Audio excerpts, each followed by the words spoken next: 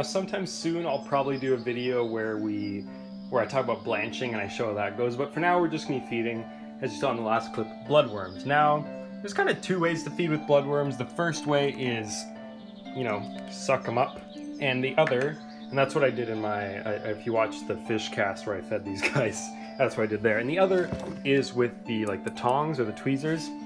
Now, it really depends on what you like. I tend to use the tongs for feeding the carnivorous plants, just because it's easier. But yeah, I kind of like to grab them and shake them up. Yeah, another video is derailed by Cash. This is the second time, Cash. First, it was the water change video, now it's this one. You don't get any bloodworms. We got them in the syringe here, we're gonna feed the pond. Now the pond's looking kind of shite right now, if I'm being completely honest. I've come to the realization that it's not getting enough light, and it's pretty obvious, you can tell, because the hyacinth, which is one of the most invasive aquatic plants, is pretty much dead. We've got a bit of life left on this. I think I'm gonna put it in my, one of my indoor tanks, probably the 20. But we do have our fish in here. We are going to be feeding these guys some bloodworms, and they do look, what I was saying, oh yeah, they do look pretty healthy. And look at that guy, he's trying to even get it early, so let's just, there we go, boys. These guys, I don't get these very often. I pretty much just, these guys, honestly, I don't feed these guys too often because they often get bugs that fall in here. I've seen it happen quite a few times, but they seem to like the bloodworms.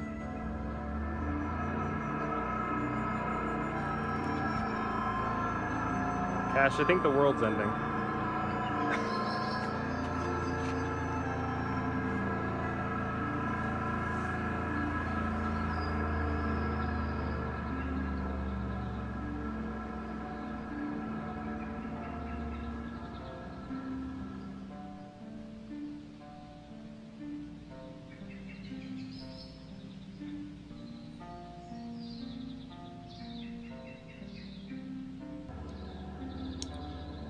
Some strange insect larvae in here. I don't know, I'll put circles. Cash, come on, I'm trying to make awesome commentary videos. I'll put the name on screen so I can't remember right now, but that's pretty cool. I think they came from the wild duckweed I added, which also seemed to die due to the lack of light.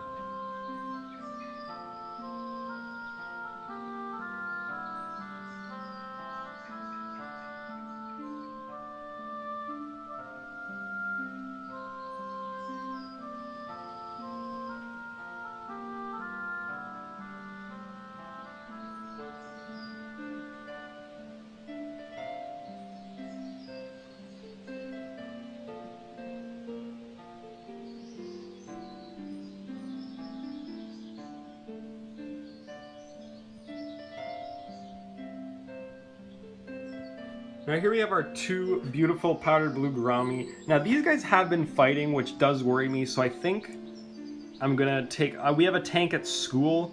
I've shown you guys that before, and there is plans to be setting up another one, so one of these guys might be going, or I might just take him back, but we'll kind of see what happens here. Returning to our planned scheduling, so to speak, let's feed the gourami.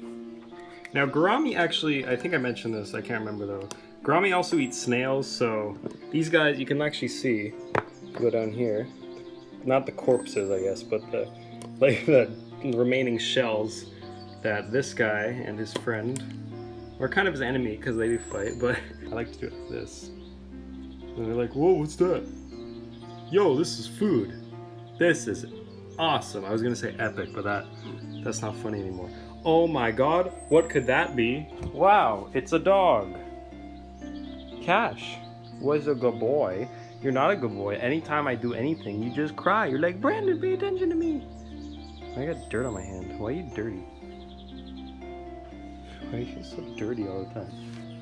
Where's our other boy? Oh, there he is. He's probably eating a snail or something. These guys aren't that entertaining, but as I mentioned, we're gonna get some more fish in here at some point. I should just add my rosy reds in here and be like, that would be peak fish keeping. Gourami rosy red tank. God, that would be awful. 10 gallon time, I guess. Cool segue. What do you want?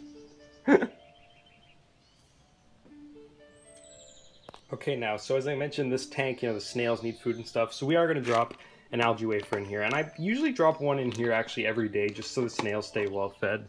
Because that's why my previous mysteries died, because I never fed them. I kind of just assumed they ate algae, but... And you can look, these guys will go for them, but... Then we get a cool shot of the tank with tons of glare, of course, and then we...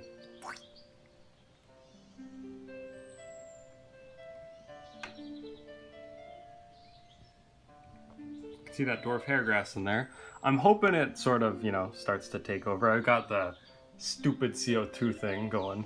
But if it doesn't work, I'm probably just going to get some dwarf sag. Because I like that plant too. Look at that cherry. Beautiful.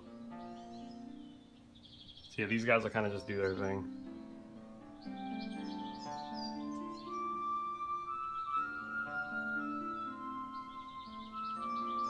You know what? We could put in a few of these little bug bites in here just because the baby fish probably didn't get any, and they're old enough to eat this, so there we go.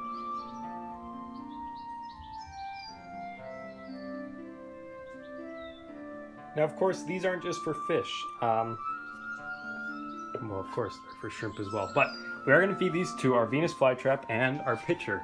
And I actually fed, I don't know why I say "our" because these are mine. I paid for them. They're mine, damn it. Now, I don't know if you can see, but there is like a wasp carcass in here. Basically, Cash was about to eat a wasp, so I dropped it in here. And, well, it's not gone yet, but it's being eaten. These guys have been doing pretty well. You can see that one's starting to, like, become a thing. And this has been growing as far as I'm aware. I water these quite a bit. That's pretty much all you need to do, but I like to feed them sometimes. They eat a lot of fungus gnats and stuff because soggy soil, but... Now the issue with using these with, like, a small amount of these with tongs is that they kind of get stuck, so... And sometimes they just don't close. Even though I very obviously hit your little hair there. Whatever. Oh, there we go. That's cool. Okay, we'll only feed a few of them. I don't really know how this thing works. Like, I don't know if the whole plant needs to be fed or if, like... Well, I know you don't actually have to feed it. It's not too important, but... I don't know if you, like... Each head is kind of independent or if you need to feed... Or if you can just feed, like, a few and then that feeds the whole plant. Don't really know how it works.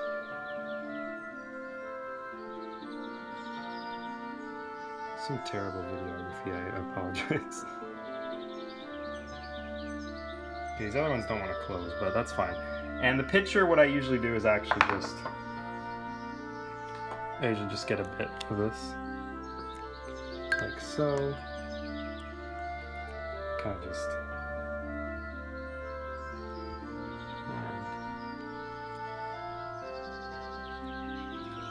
Hopefully adding water isn't like a good way to kill pitcher plants, but haven't had any problems yet.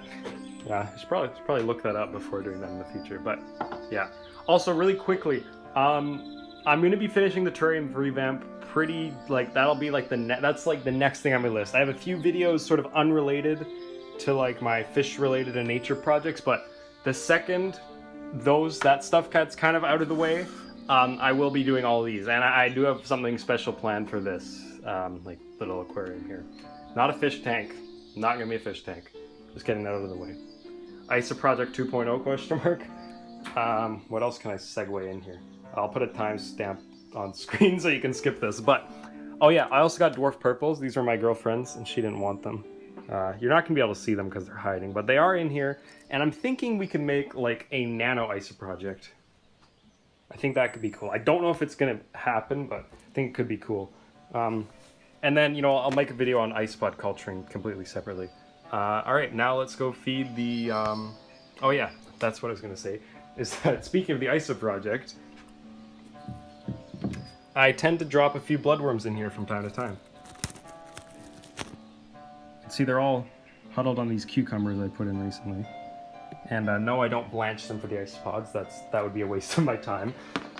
But yeah, let's give a bit of this. And I'm sure some people are wondering, do you feed the jararium or the bowl? And the answer is, I have, but to tell you the truth, it does not seem to get eaten very fast.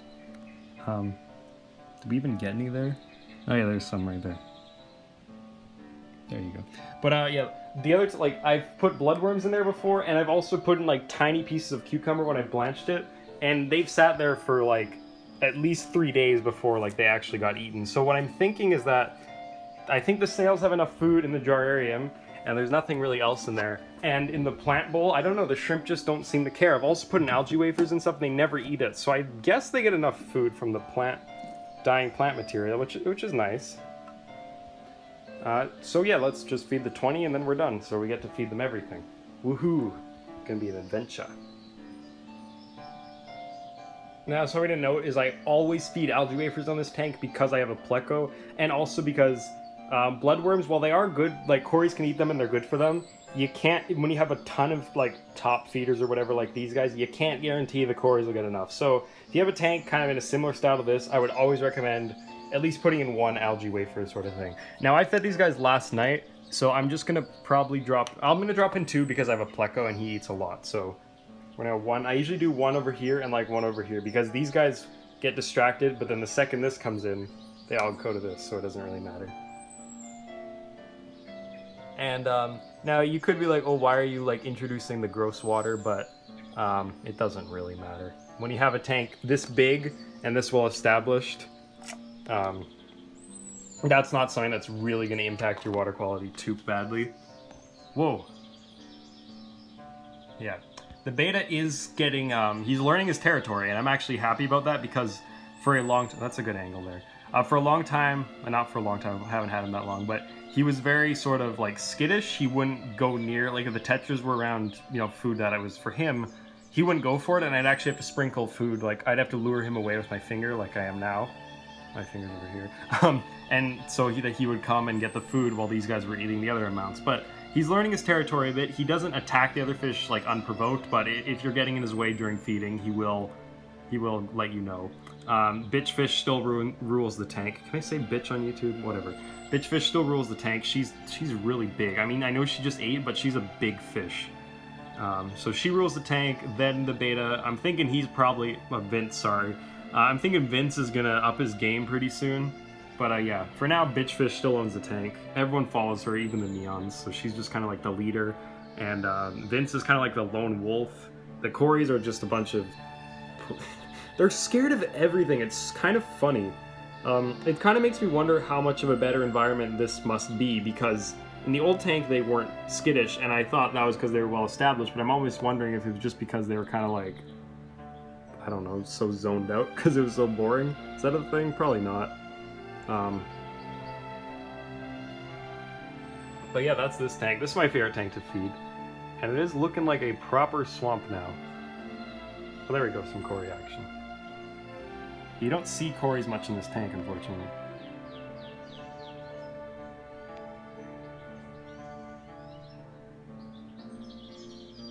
There's my biggest Cory.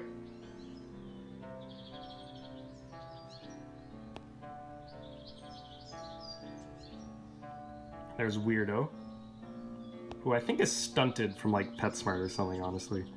I shouldn't say it, like, I'm not saying that's PetSmart's fault, I'm just saying he's from PetSmart. And I think he was stunted somehow from then, because I know he was in my 9-gallon, but every other fish grew significantly in my 9-gallon. So I will agree that this tank is a much better environment for these fish, okay? And I will agree that it was probably too small other than a grow-out tank, but I'm not gonna have someone comment that he's stunted because he was in a 9-gallon. Every other fish grew in the 9-gallon, okay? He is not stunted because of that. I'm honestly surprised he's lived this long, but hopefully he can prosper for a long time.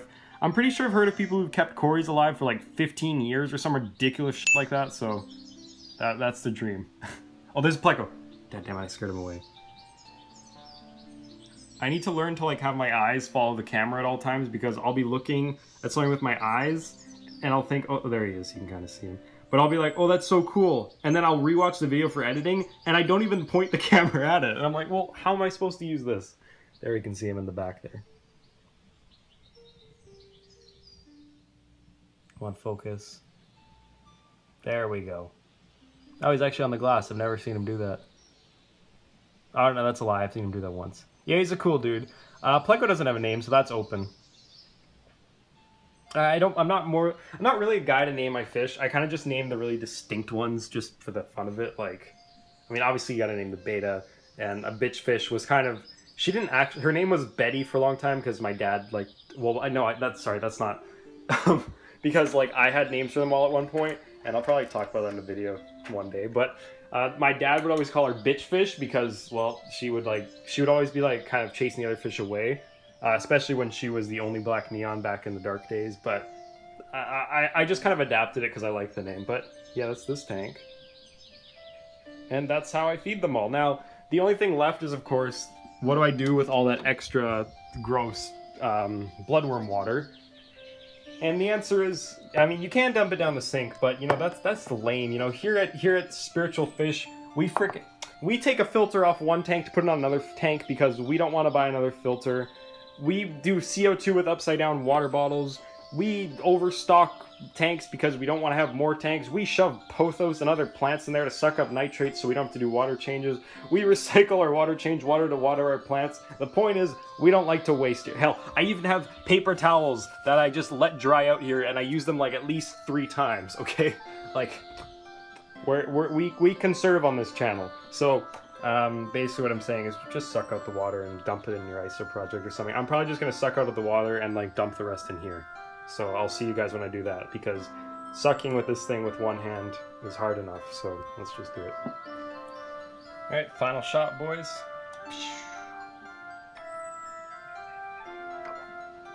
I like when nothing comes out to the end and they all like chase the bubble stream and then they're like, what? There we go.